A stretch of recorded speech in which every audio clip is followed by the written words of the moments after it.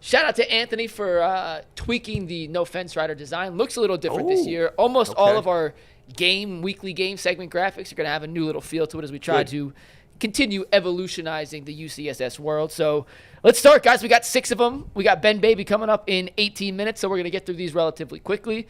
But the first No Fence Rider of 2025 is this. Joe Flacco threw for 300 or more yards in 4 of his 5 regular season starts for the Browns in 2023. You can make it 5 of 6 if you include the postseason loss against the Houston Texans. So will he throw for 300 or more yards in week 1 against the Cincinnati Bengals? We have a dead even split, guys, on the first No Fence Rider of the season. Myself, G, Tyvis, and Earl say yes, he will, while Bull, Jay, Dustin, and Jason say no. You a hater. You just don't believe in the Browns. You know, that's how you come out with the allegation. You know what, Tyvis? You know what? Sassiness in you too. It was spicy. You was a hater. I expect that from fans, but not from my Spicy friend tie. who knows that I just call it like I see it. What's it? What are you gonna throw for 270? Yeah, something like that. Probably between 250 and 275 somewhere. Joe Flacco's 40 years old. When he played last year with the Colts, I don't didn't he start a game? Because they benched he started Richardson. 7 games. He threw for 300 or more yards in 2 of those 7. Okay. Oh, okay. It ain't like it's far-fetched. And it ain't like he going against this all-world secondary either. Did I say it was far-fetched? I didn't say he's throwing for 125 yards. He ain't throwing he ain't throw for nothing less than 300 yards. I think that despite what everything else points to on the roster, well, I don't even know if it points to that. See, I think they're going to try to run the ball a lot. With who? Tyvis. With who? They must think that, With who? they With must whom? they must think that their guys can do it. You said the Bengals defense is not good. You're probably right. I think their biggest threat defensively, their best player is the pass rusher, correct? Mm-hmm. Their second best player is probably Cam Taylor-Britt or Logan Wilson. It's Logan Wilson for sure. The Bengals don't have much of a run defense. So I know the Browns' names aren't sexy right now, but I think they may run the ball decently tomorrow, Sunday, and I think they're going to try to run it more than we're expecting. Well, to be fair, they always want to have a balanced attack. Yeah. However, we got to win some games. You come out there with the mindset of balanced attack, but if Joe and them hitting them guys in stride, right. But on the other hand, we're going to let this thing ride. If it's a one-sided game and the Browns are trying to come back, it might lead to more picks. Man, that means G's boy's going to be rolling with the rock. Man, Bombi. I tell myself all the time, I'm going to have a balanced cart when I go to the grocery store. Don't ever end up that way. No. I'm like, I got vegetables. I end up with celery and all snacks. I'm like, they like, that's not balanced, G. Bush. Where's the rest of your food pyramid group? I said, we don't listen. That's early in the week. Later in the week, I'm trying to get to these cookies and pies. But let me tell you this, though, man. This is the reason why the 300 will be inevitable and why the Cleveland Browns and Kevin Stefanski, he masquerades as a run guy. He's not a run guy. Fool, think about this. Yeah. When he had Kareem Hunt and Nick Chubb in their primes, they was only getting 16 to 18 carries. 16 for the prime Nick Chubb? Yeah, they dropped back and pass on 4th down with Jacoby Brissett off the bench. Like, you can't say these guys say they want to run. My hot take is the Cleveland Browns, they used to have a nice run game, but that run game was 75% due to the nicest back in the league. Yeah, but you know what? They have a 40-year-old quarterback who can't move. And if he drops back too many times, eventually he's going to get hit. That's fair, that's too. That's going to happen. That's fair. That's part of the rules. That's part of what's going to happen. Yeah. So for me, I don't think they'll be able to run the ball. And I think Kevin Stefanski won't stick to the run. And I believe that Joe Flacco, in his mind, he don't even really want to run the rock like that. I told you, this is Final Fantasy. Oh, I agree with that. Final Fantasy Joe Flacco. I agree with that, At the end of the day, you got to do what you got to do to win the game. Right. Like, that's if this ain't the wins is going to be hard to come by in this league. If we get to the game and they doing a decent job stopping the run and they can be effective passing the ball, you going to pass. Harold Fanning is going to get some gold. Jerry Jeudy going to get some tips. They running that. You say how you just said that the only linebacker is Logan Wilson and the other guy's a rookie. They coming out in 12 personnel. They throwing the ball. I'm going to just tell you that now. Okay. That's happening. All right. Now, he may get hit and throw 2 picks, but the 300 is happening. All right. We're also going to try to incorporate some of these questions into YouTube chats or YouTube polls as we go through, and 56% do believe that he'll throw for 300. I'm surprised it's that low. I would have guessed from our fans it would have been higher than that. I mean, it's week 1, so that you got to factor that in, but I feel like he's fine. He's going to be fine. All right, next one, guys. Will Denzel Ward shadow Jamar Chase all over the field in week 1? By the way, that new graphic makes it look like I'm wearing a McNugget wig. It does. You got a McNugget fro. Right. Yeah, it does. That's a good observation. A blonde fro is nasty. This was not an even split. This was a 2-6 split. And I'm not even confident in my own answer. Dustin and I said yes. The rest of you guys said no. I'll give you the reason I said yes real quick. Then you can tell me why you think I'm wrong. Denzel was asked about it yesterday. He said, I'm willing to do whatever it takes. I don't think Denzel would just flat out come out and say he's going to do it if he's going to do it. But because he didn't shut down the question, my conspiracy theory went on. I put my conspiracy hat on, and I do think now he's going to shadow Jamar Chase on Sunday. It's something we all think he should do. Why wouldn't he say it if they were going to do it? You don't want to give away your strategy. Give away strategy. You're going to know it by the second play. Corners. Well, that's one play where you get an advantage. Corners don't have strategy. It's like playing one-on-one. What's your strategy for stopping Kobe one-on-one? If they were going to do it, I think he would definitely say whatever. it. I don't think he said it because he doesn't want to put Jim Schwartz in a bad spot. Of course he wants to. Right. But that's just not how they play. And I think Jim Schwartz is one of them coaches that you don't like to say nothing during the week because you might have to actually see him in the weight room. Like walking by, he'd be in there lifting, you be lifting, trying to get some extra cardio. He'd be like, "Why you say that, dog?" The reason I said no is because G New already said I'm gonna see him for sure. So it's like that tells you everything. They not shadowing. I want to ask you this question because I was asking with Dustin. He was on, and I said, "Listen, if they do shadow him, so this is me coming from a defense lineman. I could be lying, right? So I'm gonna ask you, if you do shadow somebody, right?" And you're a corner, right? You ain't all the time in man-to-man coverage. If he moves in motion, the question is, does that not change your run fit as well as your pass responsibility if you play in zone backside versus front side? So the question, before you answer, explain to our fans what that means because some of their fans may not understand that. He's saying that if you shadow, that means that no matter what, because you don't want to tell that you in man-to-man. So even if you run in cover 2, cover 3, whatever, you still got to go follow that guy and you will play your zone. Okay. What he's saying is if the guy motioned down, right? So say Jamar Chase was at the 1, and let's say he motioned down and stood next to the tight end and he was going to block down, right?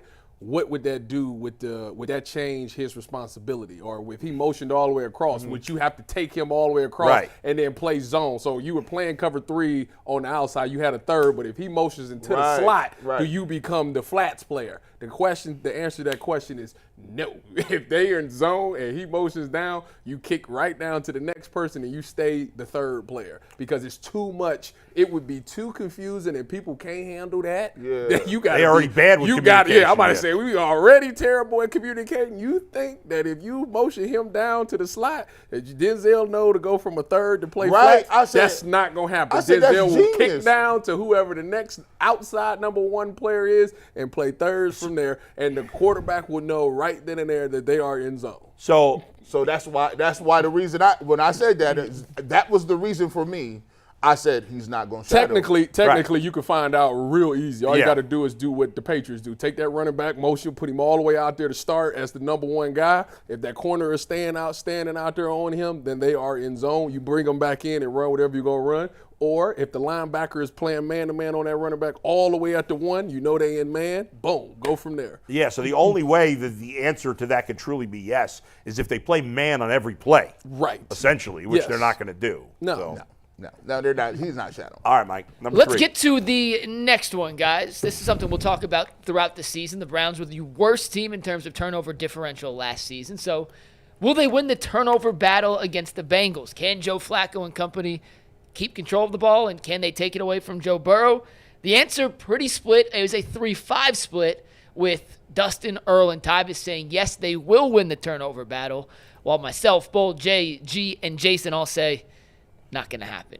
Tyvis, why'd you say yes? I'm shocked by this time. I know, right? I said yeah because I think that the heavy emphasis has been take care of the football. And I think that's one of those things that game one, if you don't do nothing, we ain't going to put the ball in harm's way. We're going to overemphasize taking care of the football, and I think that they're going to be successful. Now, as the season goes on, people tend to get away from that type of stuff, and that's where the picks and stuff happen. But I think for game one, I think they're going to do a tremendous job of taking care of the ball. Nah, man. It's give and takes, man. Smiles and frowns out here, bro. Yeah, I had him throwing for 300, but that 300 comes with a little baggage. You got some picks. It's a couple picks in there. Couple? It's a couple in there. So is he 3 touchdowns, 2 picks? Yeah, it's more, no, it's more like 2 and 2. Like, but one of them it ain't his fault. One of them is it went off somebody's hands, tip drill, boom. You know what I'm saying? Shout out to Nelly. But then you got one that he just stares somebody down and try to make a throw. So I'll give you 2 and 2. But that's the only reason why I got him with losing the turnover battle. And plus, G knew that's not his game picks. No. That's not his game. No. That's not his game. And Denzel doesn't get a ton of picks. Yeah. Either. And who fumbles now? I mean, does anybody fumble nowadays? I don't think you can just count on fumbles, bro. I just think they put that ball on to that me, turf. turnovers are more about luck and the offense than it is about the defense. Because, what percentage of turnovers are because the defense made a great play? That doesn't happen all the time. What's that? That doesn't happen. Right. Usually it's probably less than 50%. Interceptions usually come from a misfire by a quarterback or an overthrow or tipping overthrow or something. Got to get those. Or sometimes the fumbles because of a big hit or whatever. But I think the Browns' best chance for a turnover is actually on a strip sack, like by Myles Garrett. That's Joe probably Burrow their best chance. Small hands. Not Kenny Pickett small.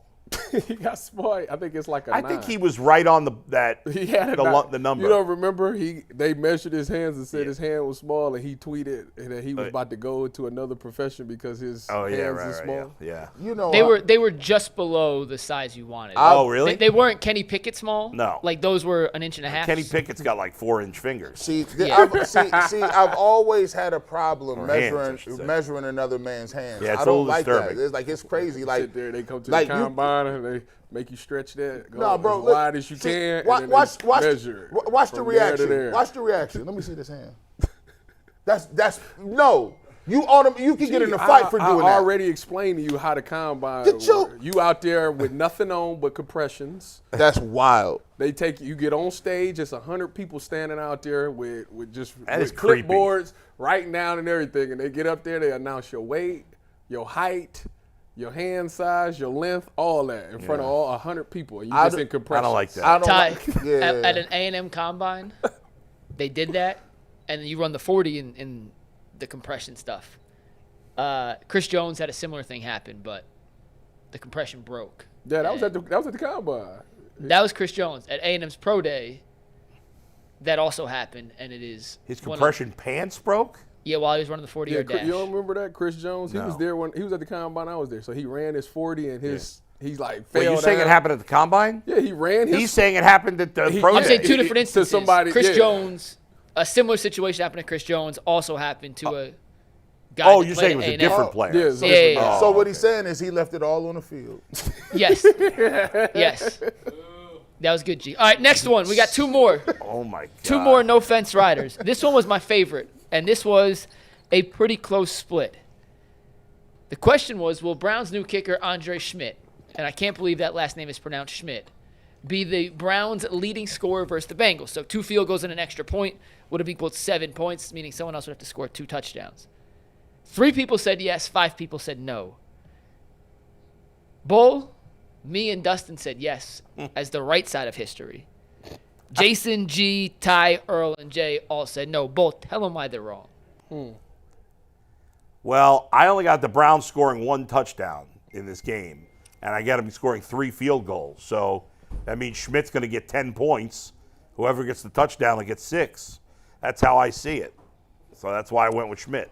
Man. You got the Browns getting 10 points. 16. 16. Yeah. 9. Shit. I just had 2 touch. I had this game being like 21-24 Browns. So Man, he only was gonna get. You got he only gonna get what? 3 points or 6 points? 6 depending on points. which- 6 points. I'm running that middle school JV playbook. That means we don't got no kickers. We going for 2 every play. That's messed up. That's what I would love to coach that way, man. We full house be backfield. Nah, we ain't kicking. Matter of fact, we might go for 2 from the 31. Like we're not kicking. We don't. But by the way, history is on our side though. History says the first game of the season, our kickers are beasts when they're new. Remember Dustin Hopkins. that's fair. Remember Cade York. The first game that Cade. We thought we had something. We thought we had something. He beat Baker. Man, yeah, that was crazy. What a crazy week that was. Yep. But yeah, we always figure we got something, man. We be getting catfish. But no kickers today. We handing the rock off. All right, Mike. All right, last one. Before we get to our last no offense, I just want to let the people know that something special is happening behind the scenes at UCSS right now. In the queue, we have former Golden Gloves boxer Ben Baby ready to hop on. And to my right, we have Zach Jackson, who throws more haymakers about the Browns than any beat reporter. So we got a heavyweight battle about to come on in the next 20 minutes between Ben and then Zach back to back. But we got one last fence rider to do first, guys. This one, once again, a 3-5 split. Will the Browns defense record more sacks than touchdowns allowed versus Cincinnati? This was a tough one, I thought. This was tough. I agree. And Bo, once again, you and I agreed. Me, you, and Jason all said no. Jay, Dustin, Ty, Earl, and G said yes. So I'll let the yeses go first. G and Tyvis, more sacks than touchdowns allowed. Make your case. I mean, Myles Garrett is gonna go crazy. How many sacks are the Browns going to have in this game, you think?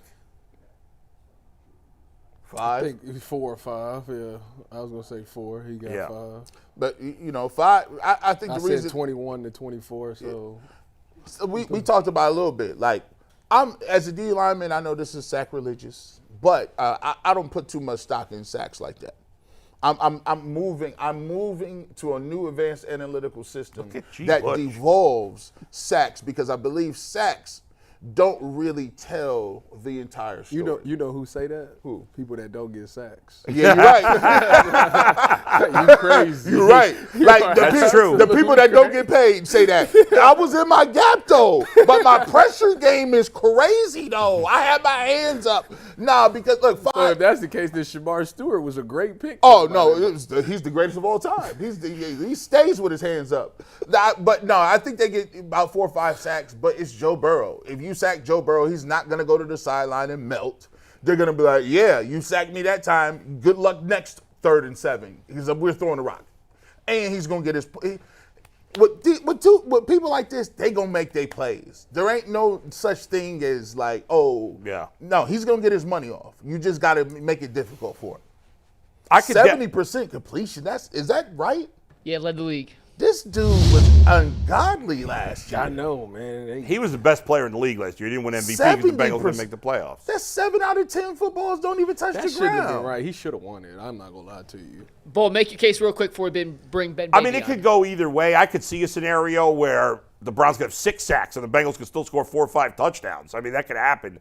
I had the Bengals with 4 touchdowns and the Browns with 3 sacks, but I could certainly be wrong on that one. I wasn't as convicted on this one as I was with the others because I really think it could go either way.